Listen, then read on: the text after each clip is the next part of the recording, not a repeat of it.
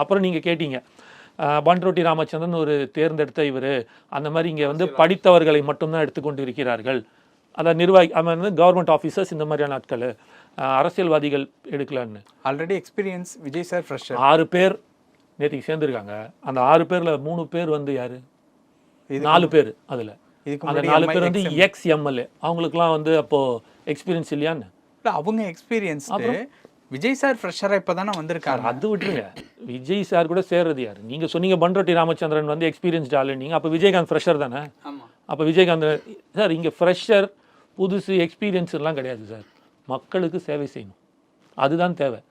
நான் பல தடவை சொல்லியிருக்கேன், மீண்டும் சொல்கிறேன். ஒரு ஒரு ஒரு ஒரு கவர்மெண்ட் ஆஃபீஸில், ஒரு கலெக்டர் ஆஃபீஸில் நீங்கள் ஒரு பியூன் சாதாரணமாக அந்த பியூனோட டீ வாங்கி வந்து கொடுத்து ஜெராக்ஸ் காப்பி எடுத்துகிட்டு வந்து கொடுக்குறது, இல்லைனா வந்து கலெக்டர் எழுதின ஃபைலுக்கு கையெழுத்து போட்டு கொடுத்தா கொண்டு வந்து கொடுக்குறது, இதுக்கே மினிமம் 10வது படிச்சிருக்கணும். ஆனால் நாட்டை ஆளக்கூடியவனுக்கு சட்டத்தில் நீ இதை தான் படிச்சுட்டு வரணும்ல. ஒரு தொழிலுக்கு இருக்குது, டாக்டருக்கு இருக்குது, வக்கீலுக்கு இருக்குது, இன்ஜினியருக்கு இருக்குது, இன்றைக்கி எல்லா தொழிலும் எக்ஸ்பீரியன்ஸ்டு. இன்றைக்கி ஜேர்னலிசம் நீங்கள் கேட்குறதுக்கு நீங்கள் படிச்சுட்டு வந்து உட்காந்து கேள்வி கேட்கணும், புரியுதுங்களா? நீங்கள் கூட ஏதோ கேள்விப்பட்ட ஐஏஎம்ல வந்து ஜேர்னலிசம் ட்ரை பண்ணிட்டு இருக்கிறதா சொல்லிட்டு இருந்தாங்க. வாழ்த்துக்கள் அதுக்கு.